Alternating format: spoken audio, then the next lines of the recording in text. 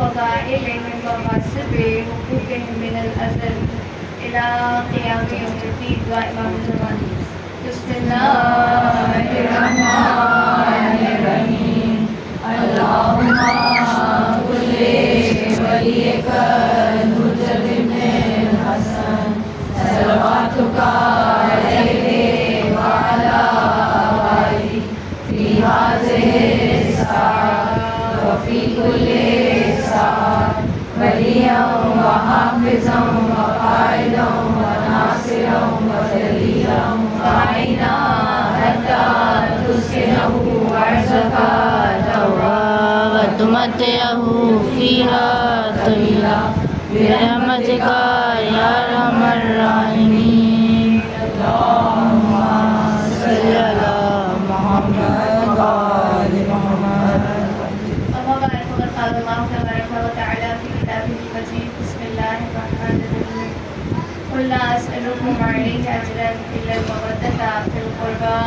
صلوات. اللهم صل على محمد وآل محمد.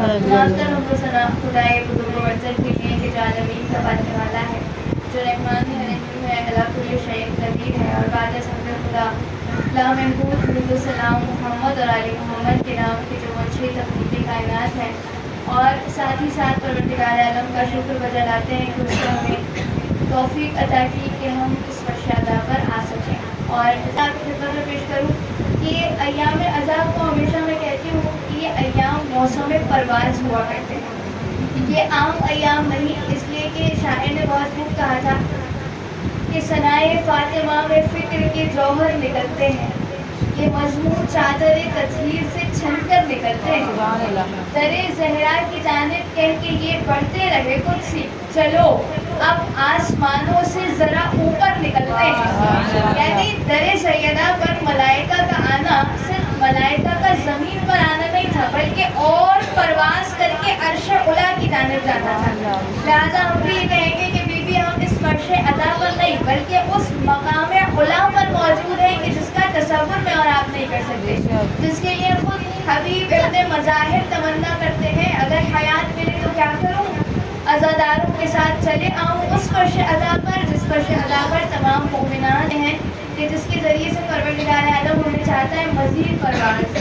پرواز ہماری فکر میں پرواز ہو. اور فکر میں پرواز کیسے ہو کہ جناب ابراہیم کا قرآن میں ایک سلوگن ہے، قرآن میں ابراہیم کا ایک نعرہ ہے. جناب ابراہیم فرماتے ہیں انی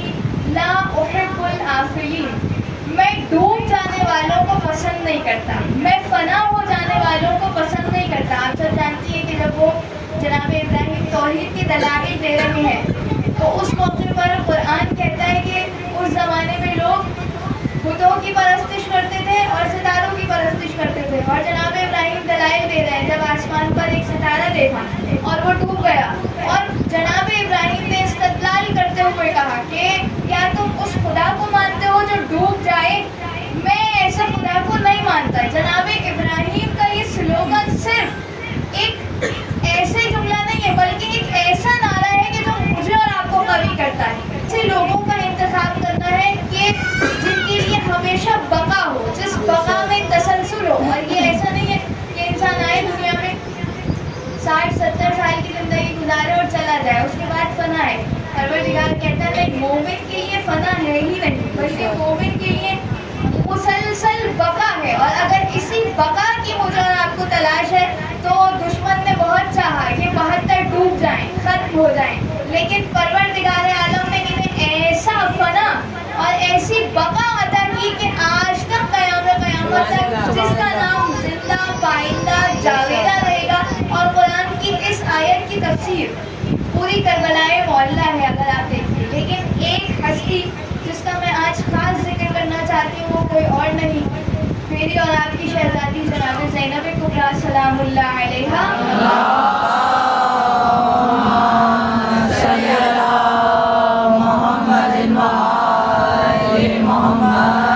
یہ ایام کیونکہ ایام زینبی ہیں، لہذا جناب زینب کی سیرت کی روشنی میں کچھ ایسی صفات آپ کے حوالے کرنا چاہتی ہوں جو ہمیں بھی ڈوبنے نہ دے، جو ہمیں بقا عطا کرے. جو ہمیں پرواز عطا کرے، جو ہمیں بلندی عطا کرے، اور خود جناب زینب سلام اللہ علیہ کی وہ شخصیت کی ظاہر ہے۔ آپ دیکھیے کربلا میدان میں ایک عام انسان ہوتا ہے،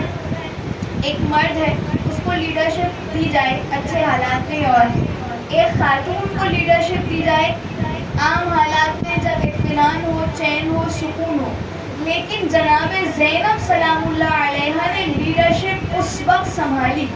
کہ جب صحرا ہے، بیابان ہے، سردوں کے نیزہ پر بلند ہے، پیاروں کے لاشیں زمین پر بکھرے ہوئے ہیں، ایسے عالم میں دشمن چاہتا ہے انہیں ڈبا دے، لیکن جناب زینب سلام اللہ ایسی ابھر کے سامنے آئی کہ میں اور آپ تصور نہیں کر سکتے۔ اور یہی وجہ ہے کہ انسان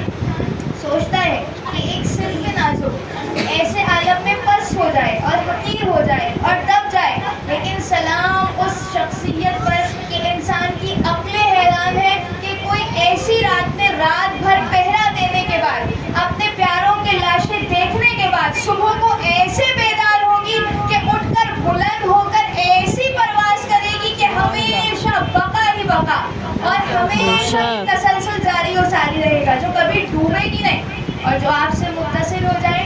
یقیناً ان کے لیے بھی بقا ہے، ان کے لیے کبھی فنا نہیں ہے۔ اور شاعر نے بہت خوب کہا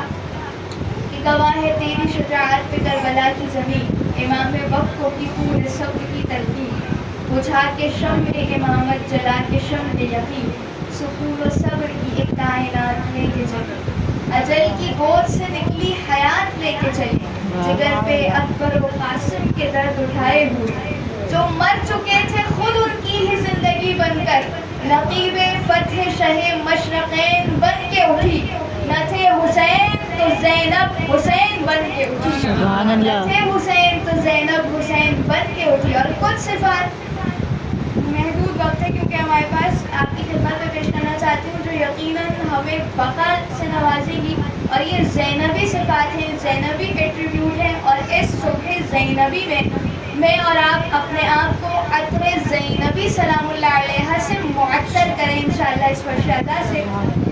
اور کس انداز سے کربلا معلیٰ میں اگر پہلی ہی آپ کی صفت دیکھی جائے تو جناب ابراہیم کا نعرہ ہے لا احب العافلین، میں ڈوب جانے والوں کو پسند نہیں کرتا۔ یہ ابراہیمی خاندان ہے جس کا یہ نعرہ ہے، جناب زینب کا یہ نعرہ ہے۔ اور جس انداز سے جو صفات آپ کے اندر موجود ہیں جو آپ کو ڈوبنے نہیں دیتی، ان میں سے پہلی صفت کہ ایسے عالم میں بھی آپ کا خدا پر توکل اور خدا پر بھروسہ، اس لیے کہ قرآن کی آیت ہے، اور یہ آیت وہ ہے کہ جس کے بارے میں چھٹے امام صادق محمد امام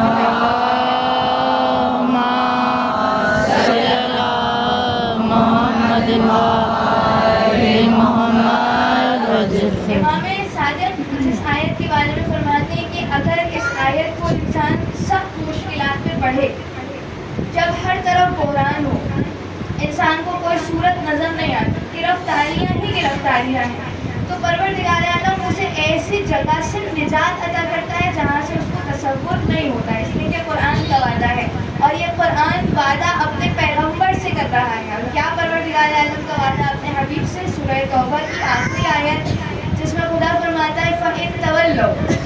کہ ہے حبیب جب آپ سے ساری دنیا منہ پھیر لے۔ توجہ، کبھی ایسا ہوتا ہے نا ہمارے ساتھ ہماری زندگی میں،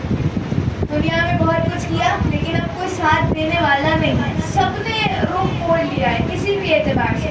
تو پروردگار عالم اپنے حبیب کو تسلی دے کر کہتا ہے کہ اے حبیب فَإِن تَوَلَّوْا فَقُلْ حَسْبِيَ اللَّهُ لا الہ الا هو علیہ توکلت وہو رب العرش العظیم۔ ایسی آیت کے واقعات جناب زینب سلام اللہ علیہ کربلا کے میدان میں اس آیت کی عملی تفسیر ہمیں نظر آتی ہے۔ اے حبیب جب آپ سے ساری دنیا رخ پھیر لے، منہ موڑ لے، بتائیے کون ہے جناب زینب کا اپنا؟ کوئی نہیں ہے۔ سخت وہ عالم کہ ایسے عالم میں ایک عورت صنف نازک اپنے تمام حواس کھو دے۔ کبھی کبھی ایسا ہوتا ہے انسان کی زندگی میں، اور ہمارا جناب زینب سلام اللہ علیہ سے کیا مقابلہ اور کیا مقایسہ، لیکن عام مثال کے لیے جب ایسا ہوتا ہے زندگی میں ساتھ چھوڑ دیتے ہیں لوگ، اور خود کبھی جان کا امتحان اللہ لیتا ہے، کبھی مال کا، کبھی اولاد کا، اور کوئی ایسا نہیں ہوتا جو انسان کا ساتھ دینے والا لیکن اس عالم میں کہ جناب زینب سلام اللہ علیہ پر سب سے سخت وقت شام غریبہ، اور ایسے عالم میں فَإِن تَوَلَّوْا فَقُلْ حَسْبِيَ اللَّهُ، کون ہے جناب زینب کا؟ فقط خدائے بزرگ کو برتر کے علاوہ کوئی نہیں، اور آپ کا ایسا توقع خدا کی ذات پر کہ مقاتل نے لکھا، اور میں محو حیرت ہوں کہ ایسے عالم میں یہ علی کی بیٹی کا ہی جگر ہے کہ ایسے جملوں کو ادا کرے، اس لیے کہ امیر المومنین اس ہستی کا نام ہے کہ خلافت کو اگر کسی نے زینت دی تو وہ علی، شجاعت کو کسی نے زینت دی تو علی، سخاوت کو کسی نے زینت دی تو علی، فصاحت و بلاغت کو کسی نے اگر زینت دی تو علی، یعنی علی وہ ہے جو قدم قدم پر ہر صفت کو زینت عطا کرے، لیکن ایک ایسی بیوی ہے جو علی ابن ابی طالب کی زینت ہے، اور وہ آپ کی بیٹی زینب بنت علی سلام اللہ علیہ کی ذات ہے۔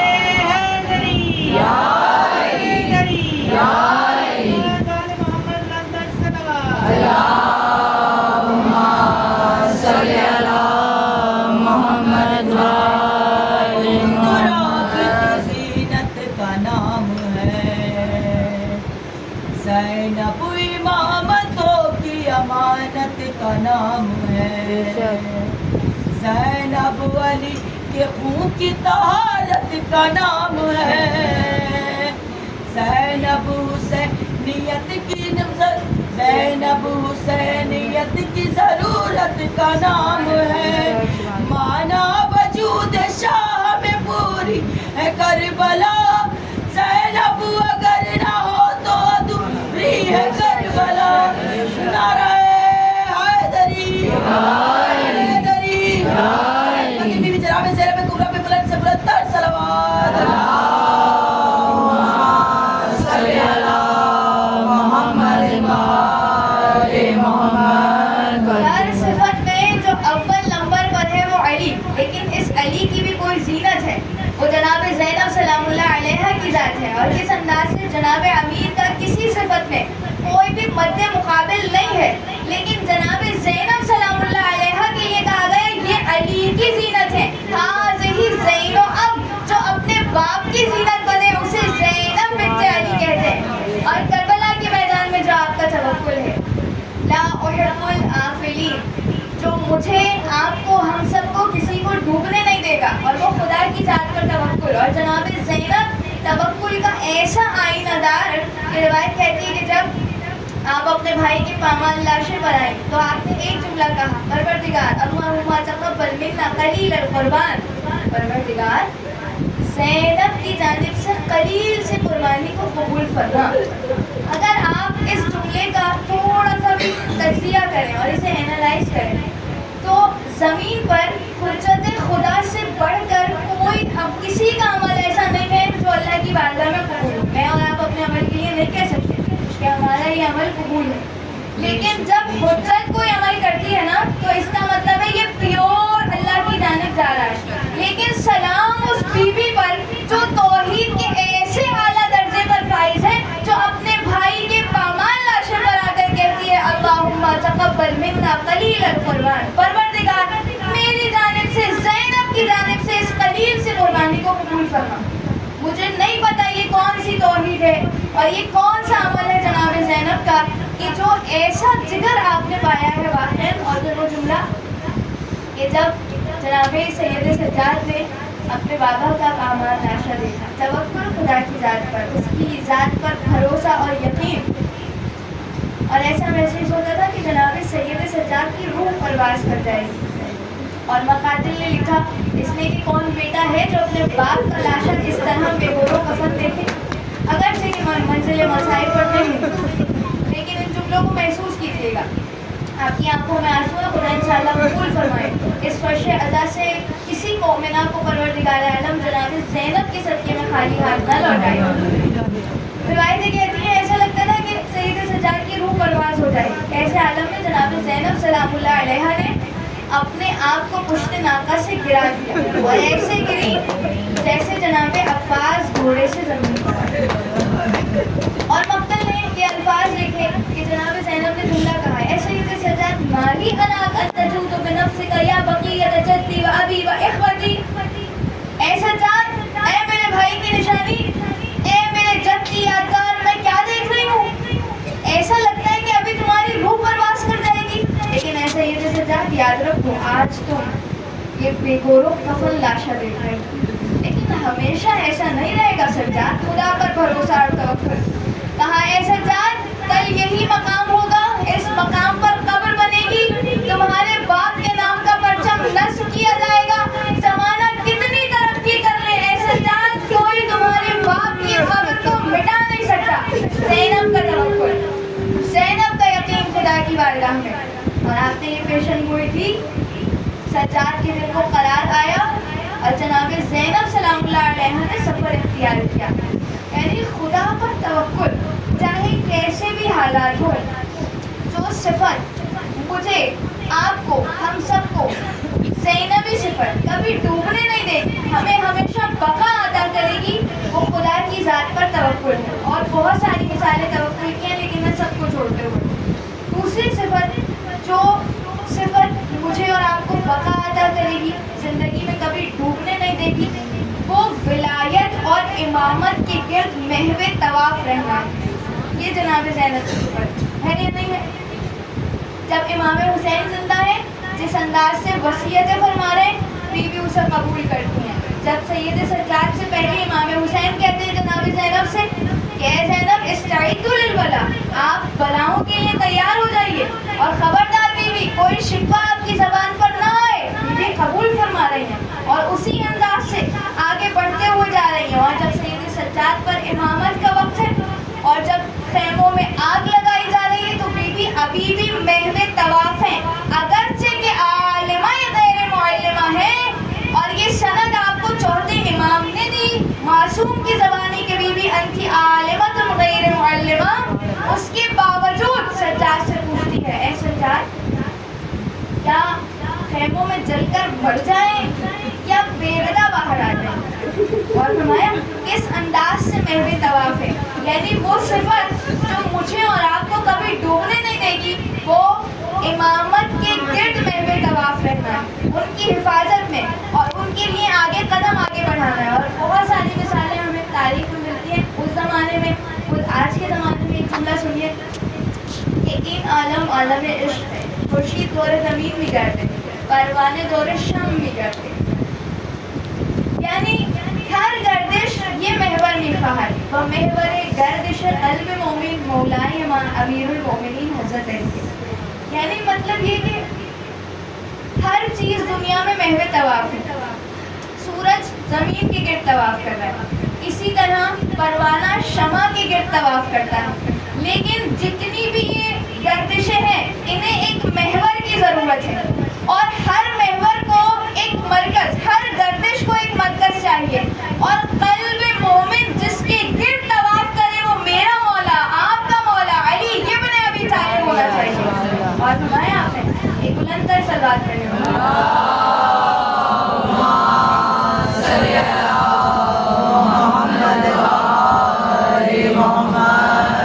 لہٰذا جناب زینب سلام اللہ علیہ کا امامت کے گرد محو طواف رہنا یہ آپ کی ایک صفت۔ اور آج بھی صرف اس دنیا میں نہیں، آج بھی بہت سی مثالیں ہیں۔ علامہ امینی کے بارے میں کہا جاتا ہے کہ آپ نے کتاب الغدیر کو لکھا، اور ایسی کتاب کے جو آج تک امام علی کی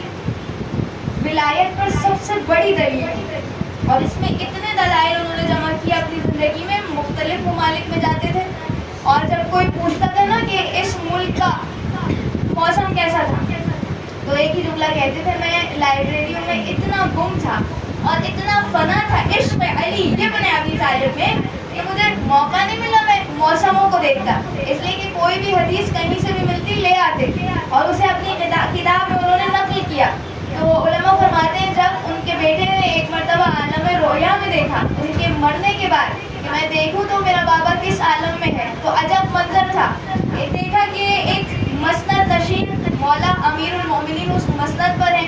اور حوض کوثر ہے، ایک لمبی لائن لگی ہوئی ہے، اور اس لائن میں انہوں نے دیکھا کہ میرا بابا امینی بھی موجود ہے۔ اتنے میں امیر المومنین ہر ایک کو اس کی ظرفیت کے مطابق سیراب کر رہے تھے۔ تو بیٹا کہتا ہے جیسے ہی میں نے دیکھا میرا بابا آگے بڑھنے لگا، تو علی وہ جو اب تک بیٹھے تھے اور ہر ایک کو کاسے سے سیراب کر رہے تھے، میرے بابا کو دیا, اپنے مقام سے بلند ہوئے اور اپنے ہاتھوں کو حوض کوثر سے بھرا اور اپنے ہاتھوں سے میرے بابا امینی کو سیراب کیا. دعائے قطبہ کا جملہ ہے کہ پھر کاسے ہی وبیدی علی, کسی کو کاسے سے سیراب کریں گے اور کسی کو دستے ید اللہ علی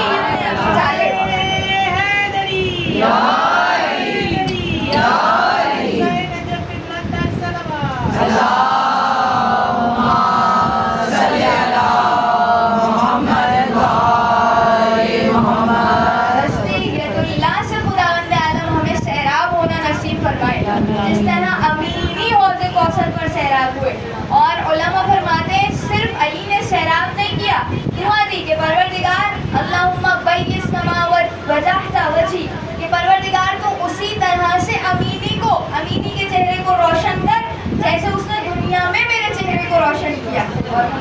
تو جو امیر المومنین کے عشق میں جو ولایت کے گرد محو طواف رہتا ہے, بقا ہمیشہ اسی کے لیے, وہ ہمیشہ باقی ہے, وہ کبھی ڈوبنے والا نہیں ہے. جناب زینب سلام اللہ علیہ کی دوسری صفت کہ جو مجھے اور آپ کو کبھی ڈوبنے نہیں دے گی. پہلی صفت کہ آپ کا خدا پر بھروسہ,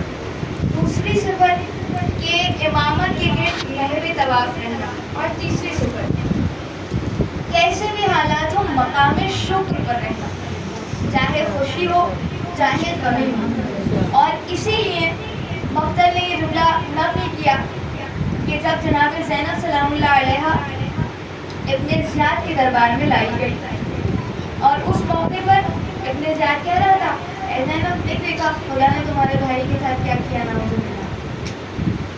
تو جناب زینب نے خطاب کیا اسی انداز سے جس انداز سے تمام اہل بیت خطاب کیا کرتے, الحمدللہ الذی, پروردگار کی حمد و ثنا کرتی ہوں.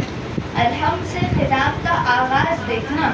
شاہی سمجھ رہی تھی فقط ایک مقررہ, زینب بشان نفس محمد مدبرہ. تفسیر قول رب کی فقط قول سے نہیں, ہر گام آیتوں کی عمل سے مفسرہ. جناب زینب سلام اللہ علیہ حمد خدا سے بات کا آغاز کرتی ہیں, اور اس پورے خطبے کا جو نچوڑ ایک جملہ ہے جو آپ بارہا سنتی ہیں. ادھر ابن زیاد سمجھتا تھا میں مزید توڑوں گا زینب کو, زنجیروں میں تو جکڑ لیا ہے, مینٹلی بھی ٹارچر دوں گا, خدا نے تمہارے بھائی کے ساتھ کیا کیا نعوذ باللہ. لیکن جناب زینب نے حمد کی, اور پھر وہ ایک جملہ ما رأیت الا جمیلہ. اے ابن زیاد تو سمجھتا ہے یہ کربلا میں نے لاشیں دیکھی 72 کی, نہیں ابن زیاد ایسا نہیں ہے. ما رأیت الا جمیلہ, میں نے کربلا میں جو دیکھا سوائے جمال و زیبائی و کچھ بھی نہیں تھا, جو کچھ تھا وہ جمال ہی جمال تھا, خوبصورتی ہی خوبصورتی. انشاءاللہ پروردگار عالم ہمیں بھی مقام شکر عطا فرمائے, چاہے خوشی ہو چاہے غمی ہو. ابھی کیونکہ جناب زینب کا جملہ ہے, میں آپ کے بھائی کا بھی ایک جملہ آپ کی خدمت میں پیش کرنا چاہتی ہوں, سننا چاہتی ہوں, تو ایک بھرپور سلوات پڑھیں. صلی اللہ محمد محمد. یعنی کبھی کبھی ایسا ہوتا ہے نا, انسان شکر کی بجائے شکوے بہت زیادہ تیار ہے. کبھی زندگی میں ایک بھی انسان کو کوئی پرابلم آ جاتی ہے تو وہ پرابلم آگے رہتی ہے, شکر ساری نعمتوں پر کرنا انسان بھول جاتا ہے. ہم سب کا یہی حال ہے. لیکن جناب امام حسین سلام اللہ علیہ کا وہ خطبہ شب عاشور, جس میں آپ کے ساتھ چند سپاہی موجود ہیں اور دشمن کی تعداد ہزاروں میں ہے, اور شب عاشور چوتھے امام سید الساجدین امام زین العابدین علیہ السلام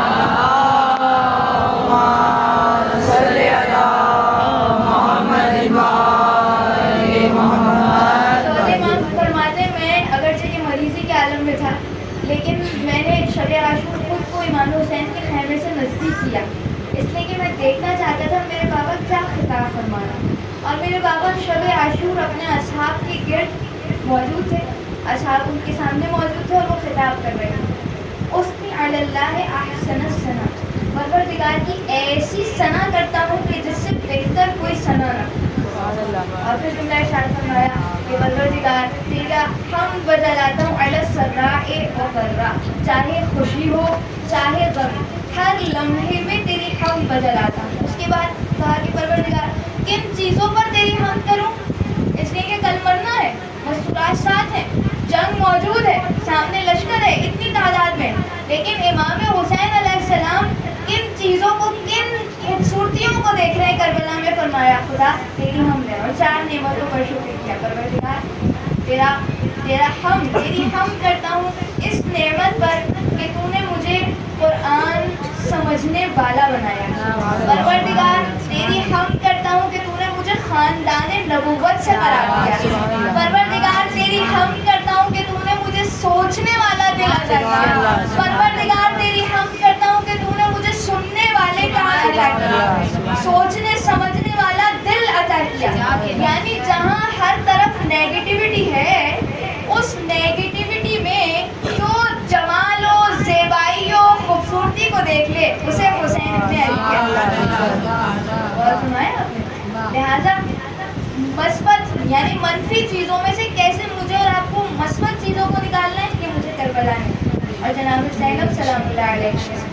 جناب زینب فرماتی ہیں وہی اپنے بھائی سے سیکھی ہوئی بیوی، فرمایا کہ ماں رأیت الا جمیلہ، اے یزید اور اے ابن زیاد، تو سمجھتا ہے یہ سب بکھرے ہوئے لاشیں ہیں، 72 کے جنازوں کو زینب دیکھ کے آئی ہے، اور محمد کے لاشوں کو زینب دیکھ کے آئی ہے، لیکن اے ابن زیاد یاد رکھ کربلا میں جو میں نے دیکھا وہ جمال و زیبائی اور خوبصورتی کے سوا کچھ نہیں، لہٰذا یہ 3 زینبی صفات جن سے خدا مجھے اور آپ کو معزز اور منور فرمائے انشاءاللہ، جو یقیناً میری اور آپ کی نجات کا سامان بنے اور یقیناً مجھے اور آپ کو ڈوبنے سے بچائے۔ اللہ پر توکل، خدا پر یقین، ولایت کے گرد محو طواف رہنا اور اس خوبصورتی کو نکالنا کہ جسے پروردگار عالم چاہتا ہے۔ تمام دعاؤں کی قبولیت کے لیے صلوات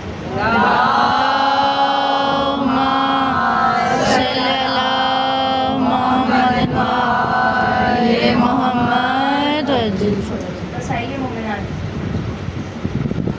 آج کربلا کے بر میں وہ مرحلہ ہے کہ یہ لاشیں 3 دن سے بکھری ہوئی، آج ہر جگہ ظاہر ہے سویم اعراض اللہ، سویم کا مطلب سمجھتے ہیں آپ؟ یعنی کیا؟ مرنے والے کو 3 دن ہو گئے، لیکن کربلا میں یہ جو مرنے والے ہیں، یہ جو شہادتیں کھانے والے ہیں، ان کا مقدر عجیب ہے، اس لیے کہ آج 3 دن ہو گئے کہ سینہ علی اکبر میں برچھی کھیلتے، آج 3 دن ہو گئے کہ زینب کے بھائی کا پامال لاشا، بے گور و کفن لاشا کربلا کی سرزمین پر ہے،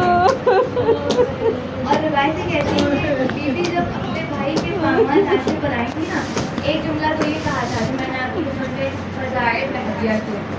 اللہم تقبل منا قلیلا رمضان، ایک اور جملہ تھا جو بی بی کا پورا مرثیہ ہے،